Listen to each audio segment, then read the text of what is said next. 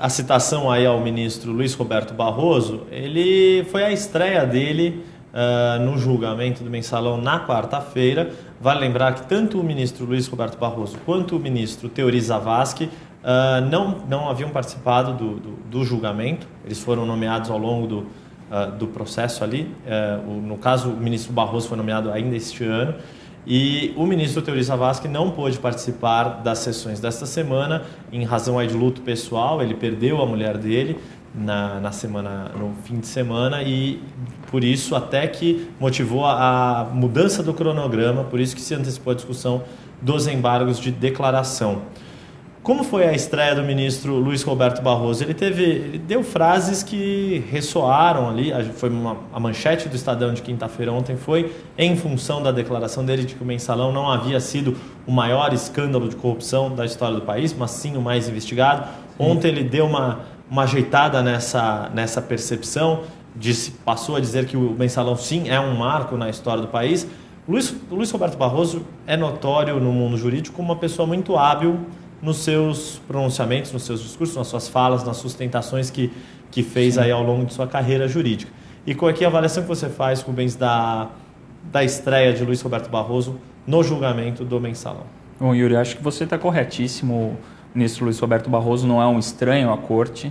Ele, como advogado, colocou diversas questões relevantes em pauta, né? Ele colocou da agenda de direitos humanos, da agenda liberal, cotas, a união homoafetiva, o aborto de feto anencefálico, células-tronco, tudo isso ele esteve à frente. Sim, tanto que a nomeação dele foi praticamente uma unanimidade, né? Quer dizer, quando surgiu o nome dele, não houve resistências, muito pelo contrário, houve elogios ali até acima do que a gente está acostumado a ver em nomeações para a corte.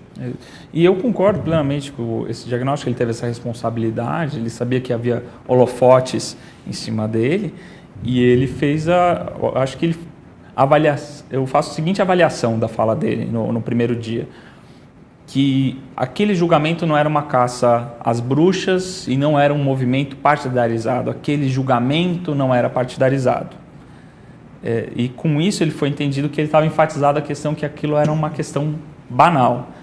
Que não acho que o erro que ele faria, ou que ele estaria tentando proteger o PT. Eu acho que o que ele estava tentando proteger era a corte. Quando a corte está exercendo a sua função jurisdicional, o seu serviço público adequado. E isso é julgar um caso de corrupção. E tentou conduzir a partir daí. E fez ponderações muito equilibradas sobre qual deveria ser o escopo daquela fase do julgamento.